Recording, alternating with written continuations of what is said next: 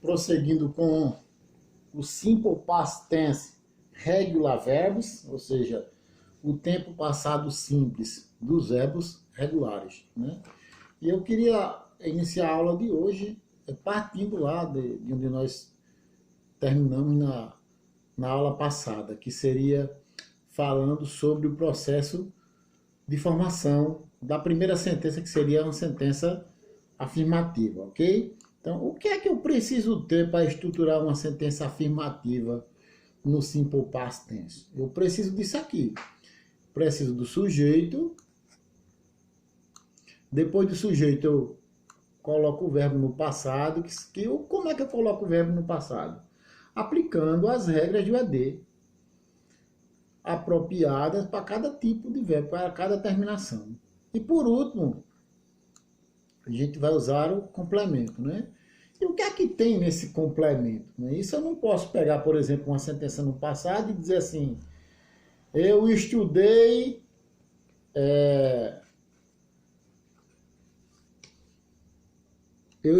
toda a tarde, né? Eu estudei amanhã. Tem que concordar o complemento de acordo com o tempo verbal que você está trabalhando. Então, quando eu trabalho o presente, eu vou para os complementos do presente, todo dia, toda tarde, toda noite, não é isso? Toda manhã, toda semana. Mas quando eu estou falando de passado, eu tenho que naturalmente colocar complementos que dê sentido a esse passado. Então, o que é que pode aparecer no complemento do passado? Primeiro, ele pode aparecer um advérbio. E como esse tempo ele não dispensa a presença do tempo da ação, então, naturalmente, esse tipo de advérbio é o advérbio de tempo. Porque no passado simples eu preciso relatar o tempo.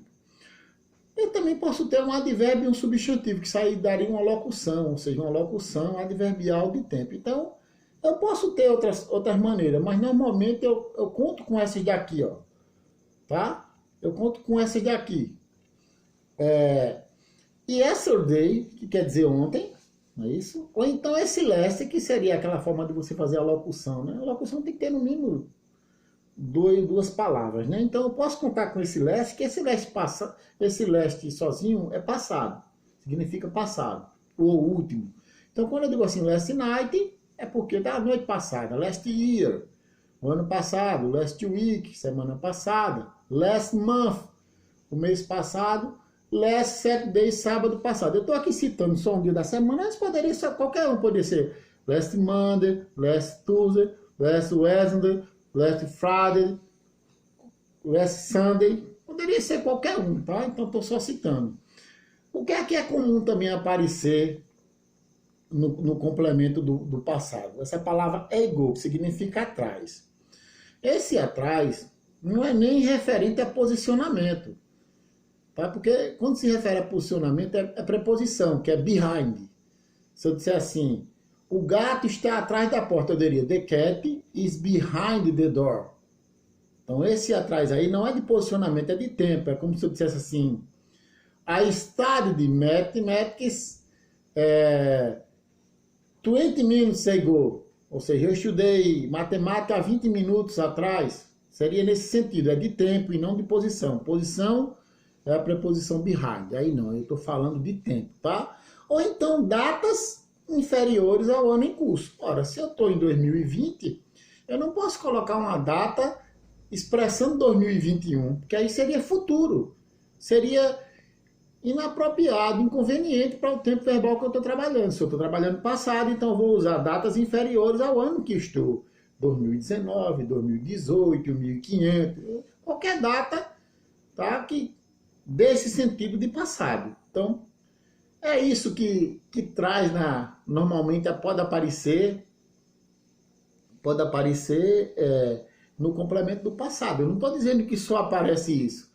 Estou dizendo que isso aí aparece com mais frequência. Eu poderia dizer assim, I traveled in July. Por exemplo, eu viajei em julho.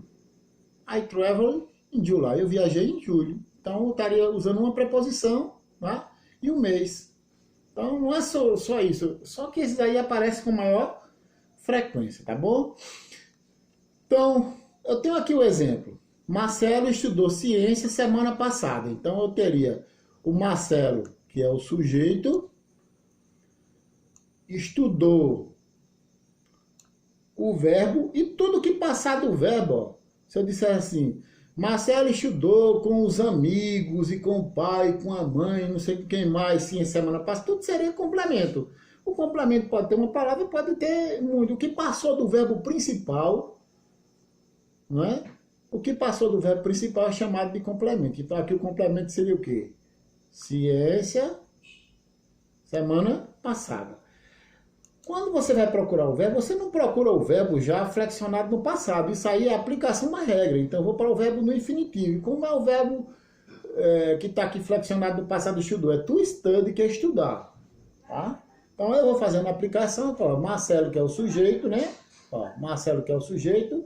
O verbo estudar vai para a regra y precedido de consoante. Qual foi o processo aqui? Foi tirado o y e colocado o quê? I, E, D. Depois, e science last week. Então, Marcelo studied e science last week. Então, aí eu tenho uma sentença afirmativa prontinha já, né? Com sujeito, com verbo e complemento. Não quero garantir que isso aí sirva 100%. Nem vai garantir 99%, porque dificilmente a sentença vai fugir. Às vezes o cara diz assim, last week, aí coloca a vírgula, Marcelo está de science. Vou dizer assim, começar lá com advérbio de tempo, com locução. A semana passada, vírgula, Marcelo estudou ciência, mas isso não é comum. O comum é que o advérbio ou a locução verbal passe, ou a locução adverbial de tempo, passe para o final, para que eu tenha essa sequência normal. Mas eu, particularmente, já li em algum lugar que o cara começou com o advérbio, ou começou com a locução adverbial e depois colocou o sujeito e o verbo no passado. Mas o normal é isso aí. É por isso, por não se tratar de uma ciência exata, que eu não vou garantir que isso aí seja 100%, mas será 99%, tá? Então, para fazer a interrogativa, que é a pergunta, né? É outra coisa aqui. Geralmente, o geralmente indica que é quase tudo, mas não é tudo e nem é pouco, é quase tudo, tá?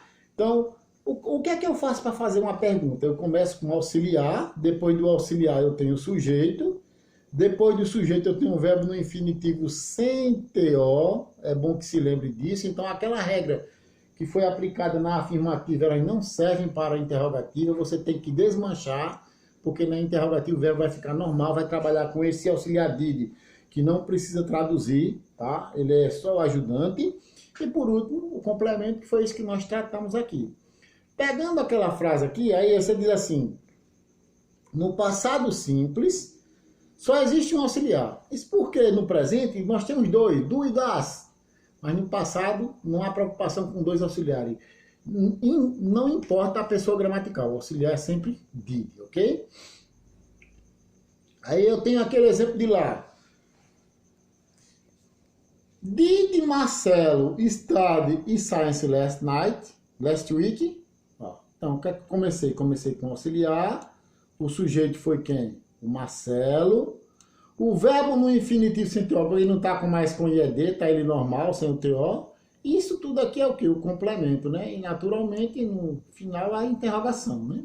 Então, isso aí seria a forma linear mais comum. Mas, como eu disse que isso pode sofrer modificação, por isso que eu coloquei aqui em cima, né? Eu coloquei aqui em cima essa possibilidade, dizendo assim, ó, geralmente é porque é muito mais, não quer dizer que é tudo, que a gente pode ver que tem situação que fica diferente. Agora veremos uma situação onde a interrogativa não segue aquele modelo padrão que você fez o exemplo aqui do Marcelo. Ó, olha a pergunta. Onde você morava o ano passado? A gente já observa que tem, não é? Está perguntando aqui, onde você morava? Então, olha aqui. Eu não estou começando com did, eu estou começando com a que eu chamo de interrogative word, palavra interrogativa. E por se tratar de interrogativa, ela é enxerida. Ela não fica em segundo lugar, nem em terceiro, ela fica em primeiro. Quando eu sair dessa palavra interrogativa, eu volto ao modo padrão, né? Eu vou ter o auxiliar, o sujeito, o verbo no infinitivo sem TO e por último o complemento. Vai ficar where did you live last year? Onde você morava o ano passado? Respondendo essa pergunta, aí tem eu morava em Maceió o ano passado. Então aqui já não muda nada do padrão da afirmativa que você fez, né? Porque o padrão da afirmativa seria essa aqui, né? Seria esse aqui, o sujeito, o verbo no passado e o complemento. Então isso aqui nada vai mudar quando for para a afirmativa lá, que é a resposta. Então, nessa resposta daqui, aí tem assim, eu morava em Maceió o ano passado. Aí vai ficar o sujeito, né? Aí vem live, que é um verbo que termina em E, foi acrescentado só o D, em Maceió, last year, ou seja, eu morava em Maceió o ano passado. Então, a alteração ali foi só na pergunta. A pergunta é diferente dessa que foi feita com o Marcelo para essa daqui, de onde você morava o ano passado. Porque percebam, se eu tiver uma palavra interrogativa no simple past, ela tem que ficar sempre no começo. Se eu não tiver uma palavra interrogativa, eu vou começar com did, ok? Então, quais são as palavras interrogativas mais comuns? Why, que é o porquê. Where, que é esse onde. Não é? How, como. Então, essas palavras aí, elas aparecem nas perguntas sempre no início, ok, gente? Então, eu estou parando aqui na forma interrogativa. Quando for na próxima aula, nós vamos fazer a negativa. E aí eu desejo para vocês uma boa semana, bons estudos. Quem tiver com material em atraso, manda, porque eu estou pensando em mudar a estratégia de material atrasado.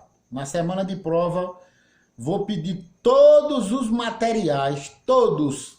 E aí vou dar uma pontuação e o que faltar eu vou colocar. E o que não entregar, a prova vai valer só a metade. Então já mudei de estratégia. Então quem está se escorando, deixando de mandar material para fazer a prova valendo 10, eu não vou utilizar esse critério. Ninguém vai fazer prova valendo 10, absolutamente ninguém. Porque eu vou contar quantas aulas e vou pedir que a pessoa me envie todos os materiais atrasados para poder contar. E aí a prova vai valer menos os materiais. Se deixar de mandar o material, vai fazer a prova valendo só aquele valor. Ninguém mais vai fazer prova valendo 10. Então não deixa de mandar material. Eu nem ia avisar, estou avisando porque essa é a minha pretensão. Vou só comunicar a coordenação por isso, porque é injusto que umas pessoas que se esforcem toda semana, quando chega no final, pode se atrapalhar na prova, ficar com uma nota menor do que quem não enviou nenhum material e tira uma notinha melhor na prova. Não sei de que jeito. Porque essa última prova agora, com esse problemazinho que teve no positivo 1, que não foi culpa minha, tá? Não foi minha culpa de jeito nenhum. A prova foi postada e teve lá um problema, inclusive para corrigir, nem corrigir pelo positivo 1. Tive que fazer a correção já pelo Zap. Ok, gente? Então, boa semana para vocês e até a próxima aula.